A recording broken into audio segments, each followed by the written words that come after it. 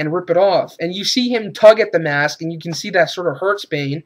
Why doesn't he go directly for the mask? Just go like this and just yank it off. No, that doesn't happen. Instead, who kills him? Catwoman shows up in the fucking bat pod, shoots him with a missile. Does it blow him up? No, it just shoots him up into a wall. Because it's PG-13. Realism. And then the ending.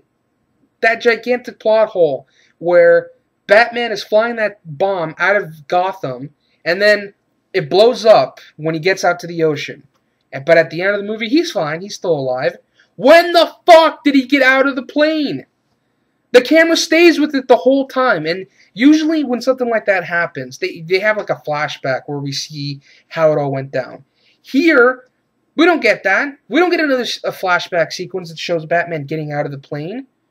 We just have a little scene with Morgan Freeman being told that the planes, the bat, whatever the fuck it was called, that it is capable of autopilot. That's it. That's all the explanation we get. What? That's not good enough. That's nothing. That's just a bunch of bullshit. I'm glad these movies are over. I mean, god damn it. But yeah, that's The Dark Knight Rises, and the voice sucks. Do I even need to say it at this point? It sucks.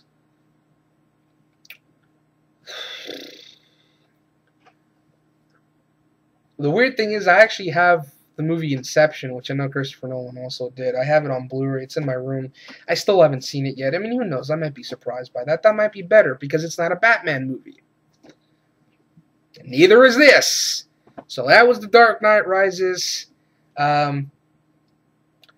You probably would have more fun watching playthroughs of Batman Arkham Asylum and Arkham City, or playing it. I've played some of those games. They're a lot of fun. You know, Batman actually kicks ass. Okay? Because in those games, Batman is the motherfucking Batman. Dark Knight Rises? No. And why the fuck is it even called The Dark Knight Rises? I know there's probably a reason for it. I just don't give a shit. That was number 2. Moving on. Well, actually, you know what? One more thing. I actually have a friend of mine who saw the movie and liked it. And we got into an argument because I didn't like the movie, and I explained the reasons why. And one of the main arguments was that I didn't like Bane's voice. And I explained it to him because he sounded ridiculous. It was goofy. And he goes on to say, dude, I don't get why you don't like Bane, why you didn't like Bane. And I'm like, I don't know how else to explain this to you. His voice was ridiculous. It was goofy. It's laughable. How can I take him seriously as a villain if I want to laugh at him? And then I also explained that the action sequences, when they were there, weren't much of anything. They were unexciting.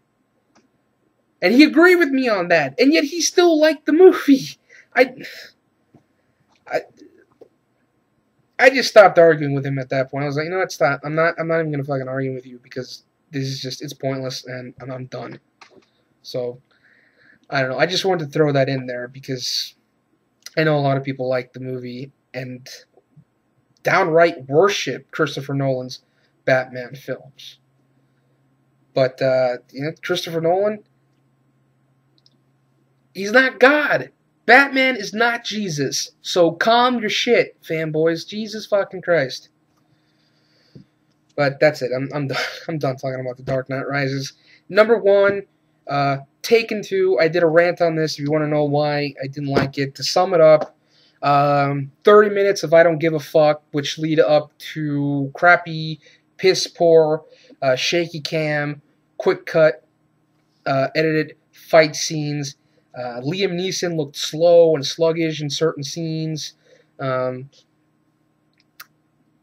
And honestly, it's just a shitty movie. It's an unworthy sequel to Taken 2. Olivier Megaton, you suck. Stop fucking directing. Luc Besson, get your head out of your fucking ass. Go back to directing your own fucking movies. And on top of that, write better fucking scripts. because you've not really been on a roll lately. Fucking Transporter 3, Colombiana, and this shit, all directed by the same guy, and you hired his ass. And it's your fault too for hiring him. So either direct your own movies, write better scripts, or just fucking retire already, because I'm assuming you have the money to. Why don't you just fucking direct your own fucking movies? You have your own company. You don't have to worry about people telling you what to do. Well, whatever. Taken 2 is my number 1. It's the one movie that really pissed me off. I saw it in the theater because I really liked the first one. I didn't get a chance to see the first one in the theater, but I saw this one. I had a free movie ticket. So thankfully, I didn't spend any money, and I went to see it with a bunch of my friends who also loved the first Taken, and they wanted to see Taken 2. And one of them fucking fell asleep. He fell asleep during Taken 2. What does that tell you? Taken 2 just... it sucks. I will never watch it again. Ever. There's not a goddamn thing in it I like, except for maybe Liam Neeson's performance. He does what he can, acting-wise, but everything else around it just sucks. Like I said, I have a rant here that you can check out where I go more in depth. But number 1 is Taken 2. So yeah, that's my, I guess you could say, my least favorite films of 2012. Now I want to see if I can redo my best of 2012, my favorite films of 2012.